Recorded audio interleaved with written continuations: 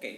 Students, ఈరోజు మనం differential ఈక్వేషన్‌లో చాలా వెరీ ఇంపార్టెంట్ ప్రాబ్లమ్ మనము డిస్కస్ చేస్తున్నాము. Okay. It is very important problem. Okay.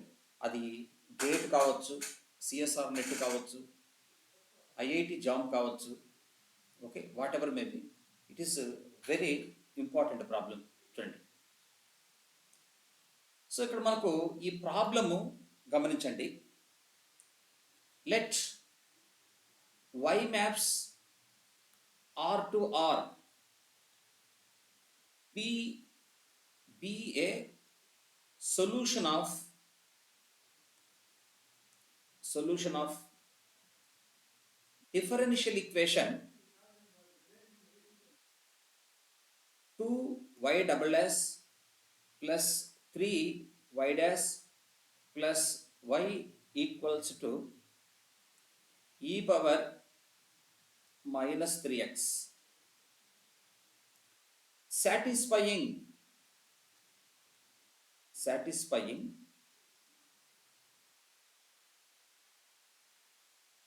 limit x tends to infinity. So e power x into y of x equals to 0.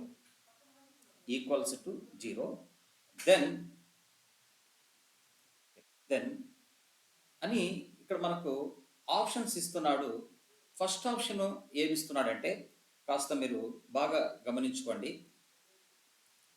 y of x is increasing function. y of x is increasing function అంటున్నాడు. y of x అంటే ఎవరు చెప్తాను. ఆ differential equation యొక్క solution అన్నమాట. తర్వాత y of x is monotonically decreasing function అంటున్నాడు. Monotonically decreasing అంటున్నాడు. మోనోటానికలీ డిక్రీజింగ్ అని చెప్తున్నాడు. తర్వాత ఏం చెప్తున్నాడంటే y of x is uniform continuous on R అంటున్నాడు. తర్వాత ఫోర్త్ ఆప్షన్ ఏమిస్తున్నాడంటే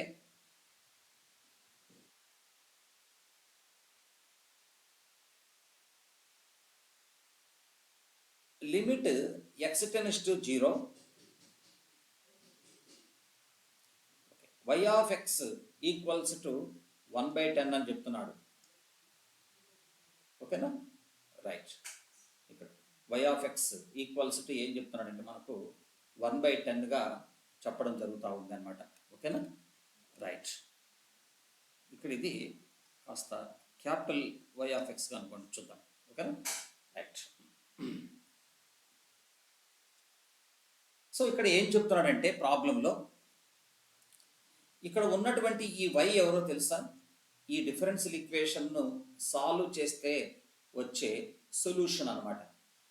అయితే ఆ డిఫరెన్షియల్ ఈక్వేషన్ ఏం చేస్తుందంటే చూడండి, ఆ డిఫరెన్షియల్ ఈక్వేషన్ యొక్క సొల్యూషన్ ఈ కండిషన్ను సాటిస్ఫై చేపిస్తూ ఉంది. అయితే అప్పుడు y of x is increasing function, y of x is monotonically decreasing function, y of x is uniform continuous on R, limit x tends to 0, y of x equals to 1/10. ఇలా మనకు problems అడుగుతున్నాడు. కాబట్టి ఇక్కడ ఇచ్చినటువంటి ఈ ప్రాబ్లంకి మనము ఏ answer ఇవ్వాలన్నా ఫస్ట్ మన డ్యూటీ ఏంటంటే అక్కడ ఇచ్చినటువంటి డిఫరెన్షియల్ ఈక్వేషన్ మనము సాల్వ్ చేసి ఫస్ట్ సొల్యూషన్ మనము ఫైండ్ అవుట్ చేయాలన్నమాట. ఓకేనా? రైట్. అందులో ఇక్కడ మనకి ఇచ్చినటువంటి ప్రాబ్లం ఏమిటంటే నాన్ హోమోజెనస్ ప్రాబ్లం మనకి ఇచ్చాడు. ఇక్కడ ఇచ్చినటువంటి సొల్యూషన్ ఏంటంటే మనకు నాన్ హోమోజెనస్ కదా. కాబట్టి చూడేటప్పుడు సొల్యూషన్ ఏమవుతుందంటే 2y డబల్ డాష్ ప్లస్ ఆ ప్రాబ్లం వచ్చేసి 3y dash plus Y equals to E power minus 3x అని వాడు చెప్తున్నాడు. ఓకేనా? సో దీనికి సొల్యూషన్ కావాలంటే మనం ఏం చెప్తాం చూడండి, మనం complementary function plus particular integration కదా, దానికి complementary function plus particular integration. ఎందుకు ఇక్కడ మనకి ఇది non homogeneous linear differential equation అన్నమాట. ఫస్ట్ మనం ఏం ఫైండ్ అవుట్ చేస్తాము, కాంప్లిమెంటరీ ఫంక్షన్ ఫైండ్ అవుట్ చేద్దాం. So for that we need auxiliary equation. Auxiliary equation is 2m square plus 3m plus 1 equals to 0. అప్పుడు దీనికి రూట్స్ ఏమైతాయి చూడండి, 2 into 1 ఎంత అవుతుంది, 2 అవుతుంది. ఓకే, అగైన్ 2 into 1 2 plus 1 3 కదా. So divide by 2 so 1. So the roots are -1 and -1/2. అప్పుడు మనకు ఈ కాంప్లిమెంటరీ ఫంక్షన్ ఏం రాసుకుంటామో మీ అందరికీ తెలుసు కదా. రెండు ఇక్కడ డిఫరెంట్ రూట్స్ వచ్చాయి కదా. డిఫరెంట్ రూట్స్ వచ్చినప్పుడు కాంప్లిమెంటరీ ఫంక్షన్ c1 ఈ పవర్ m1. ఇక్కడ m1 అంటే ఏమిటంటే మనకు x. తర్వాత c2 m2 అంటే ఏమిటి, ఇక్కడ నీకు -1/2x. ఇది yc. సో అప్పుడు yp ఈజ్ ఈక్వల్ టు ఏమవుతుందో మీరు ఒకసారి అబ్జర్వ్ చేస్తే, కాంప్లిమెంటరీ ఫంక్షన్ చూడండి అక్కడ 2d square plus 3d plus 1 ఇలా ఉంది కదా problem. Into y equals to E power -3x కదా ప్రాబ్లం, ఇచ్చిన డిఫరెన్షియల్ ఈక్వేషన్. ఇప్పుడు మనకి ఏం కావాలో, పర్టికులర్ ఇంటిగ్రేషన్ కావాలి. సో పర్టికులర్ ఇంటిగ్రేషన్ కావాలన్నప్పుడు చూడప్పుడు yp equals to 1/2d square plus 3d ప్లస్ 1 ఈ పవర్ -3x. మీకు ఆల్రెడీ తెలుసు ఇంకా ఈ rules, exponential rule, d is equal to -3 కదా మనం తీసుకుంటాము. సో అప్పుడు yp ఈక్వల్స్ టు ఎంత అవుతుందో చూడండి, d ఈజ్ ఈక్వల్ టు -3 తీసుకుంటే ఇక్కడ మనకు 9 అన్నప్పుడు 18 వచ్చేస్తుంది ఇక్కడికి. తర్వాత -9 ప్లస్ అన్నప్పుడు yp ఈక్వల్స్ టు మనకి ఎంత అవుతుంది చూడండి, 1/10 ఈ power -3x. This is yp. So what is y of x? Y of x is equal to complementary function plus particular integration. రెండు కలుపుతాం కదా. అప్పుడు మనకు ఏమొచ్చిందో చూడండి, అప్పుడు పర్టికులర్ కాంప్లిమెంటరీ ఫంక్షన్ c1 ఈ పవర్ -x, c2 ఈ పవర్ చూడండి ఇక్కడ ఈ పవర్ -x/2 ప్లస్ 1/10 ఈ power -3x. This is solution of given differential equation. అయితే వాడు అక్కడతో ఆగలేదు.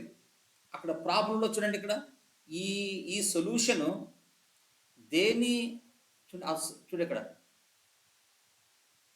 ఈ డిఫరెన్షియల్ ఈక్వేషన్ యొక్క సొల్యూషన్ ఈ కండిషన్ సాటిస్ఫై చేపిస్తూ ఉంది. ఏ కండిషను?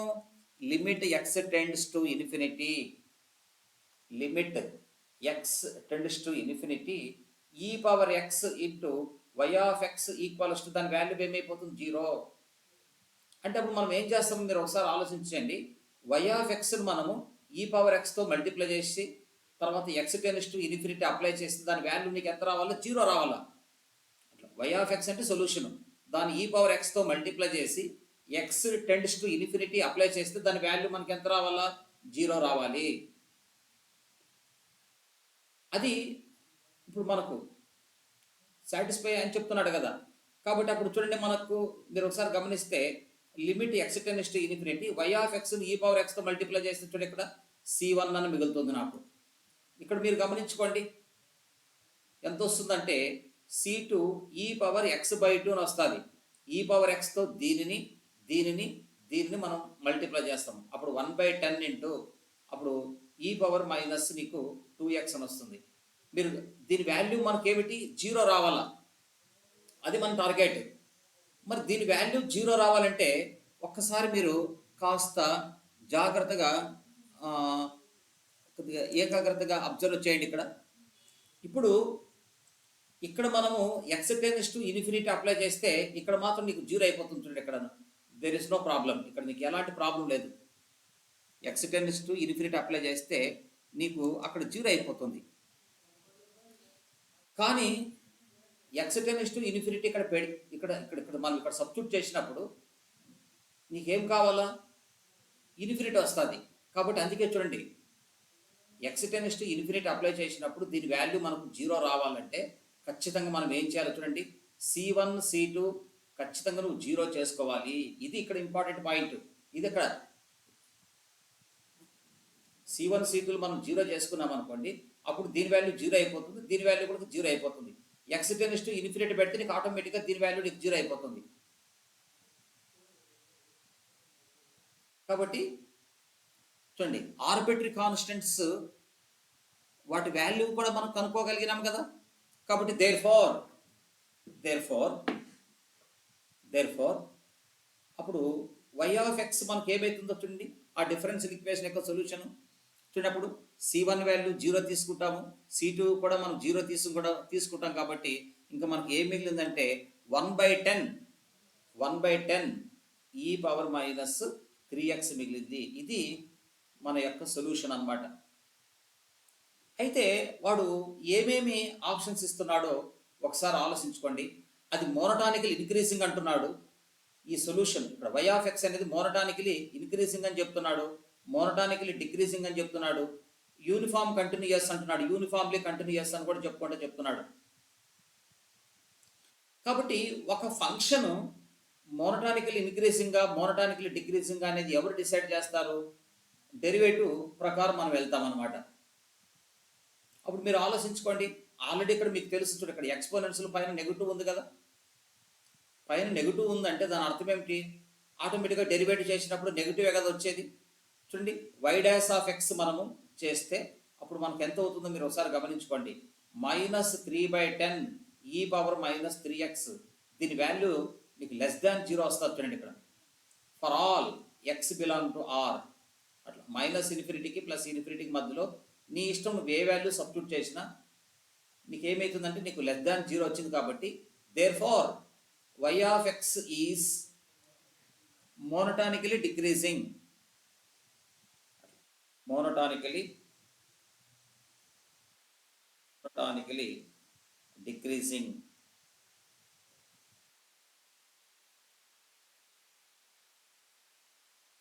మోనోటానికలీ ఏం చెప్తున్నాడు? డిక్రీజింగ్ అంటున్నాడు. కాబట్టి 1 ఇన్కరెక్ట్ ఆన్సర్,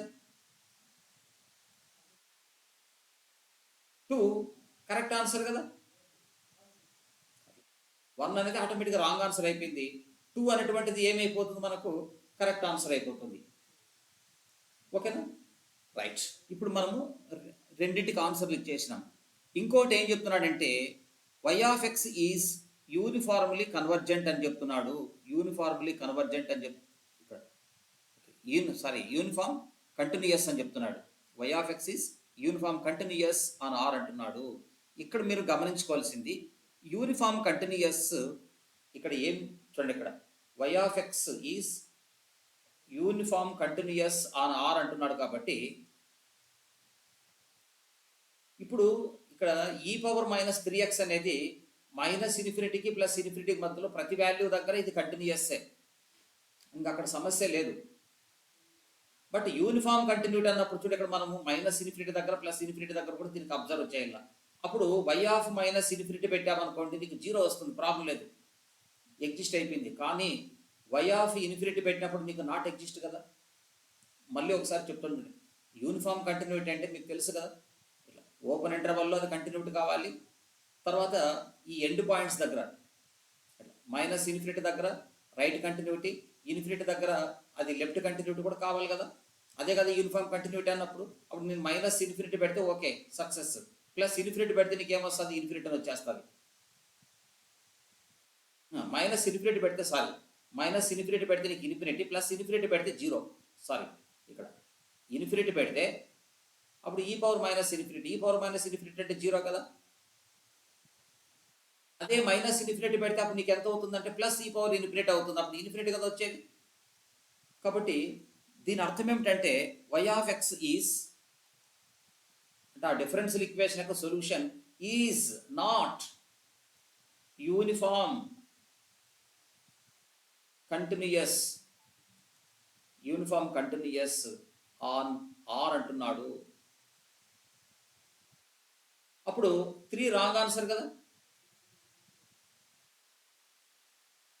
3 రాంగ్ ఆన్సర్ అనమాట. ఓకే, తర్వాత నెక్స్ట్ మళ్ళీ వాడు ఏం చెప్తున్నాడు ఒకసారి ఆలోచించుకోండి. Limit x tends to 0 y of X value కనుక్కోమంటున్నాడు. So limit x tends to 0, అప్పుడు y ఆఫ్ ఎక్స్ అంటే మన దగ్గర ఎంత ఉంది, 1/10 ఇంటూ ఈ పవర్ మైనస్ 3x కదా. సో అప్పుడు ఎక్స్ దగ్గర 0 తీసుకుంటే అప్పుడు ఈ పవర్ 0 1 అవుతుంది కాబట్టి నీకు 1/10 అవుతుందా. కాబట్టి ఇప్పుడు మనకు కరెక్ట్ ఆన్సర్స్ ఎవరో మీరే డిసైడ్ చేయండి. ఇప్పుడు సెకండ్ వన్ కరెక్ట్ ఆన్సర్ అవుతుంది అండ్ ఫోర్త్ వన్ కూడా కరెక్ట్ ఆన్సర్ అవుతుంది కదా. సెకండ్ వన్ కరెక్ట్ ఆన్సర్ అవుతుంది అండ్ ఫోర్త్ వన్ కూడా మనకు కరెక్ట్ ఆన్సర్లు అయిపోతాయి. చూడు ఇక్కడ మనకు చూసారా. సో రెండవది కరెక్ట్ ఆన్సర్, తర్వాత ఫోర్త్ వన్ కూడా మనకు కరెక్ట్ ఆన్సర్స్ అవుతాయి. ఓకే, ప్రాబ్లం చాలా అక్కడ డిఫరెన్షియల్ ఈక్వేషన్ అటాచ్మెంట్ ఉంది, అలాగే రియల్ అనాలిసిస్ కూడా వీటికి అటాచ్మెంట్ చేసినాడు అనమాట. చాలా చక్కటి ప్రాబ్లం. చూడు ఇక్కడ ఇంక్రీజింగ్ ఫంక్షన్ అంటున్నాడు కాబట్టి ఇది ఫాల్స్, ఇది ట్రూ. వాడు యూనిఫామ్ కంటిన్యూస్ అంటున్నాడు కాబట్టి ఇది ఫాల్స్, అప్పుడు ఇది కూడా ట్రూ కదా. అందువలన 2 and 4 కరెక్ట్ ఆన్సర్స్. ఓకేనా, right. Please subscribe and like. రెగ్యులర్గా ఫాలో అవుతుండండి, మీకు రెగ్యులర్గా నేను కూడా వీడియోస్ పెడుతుంటాను.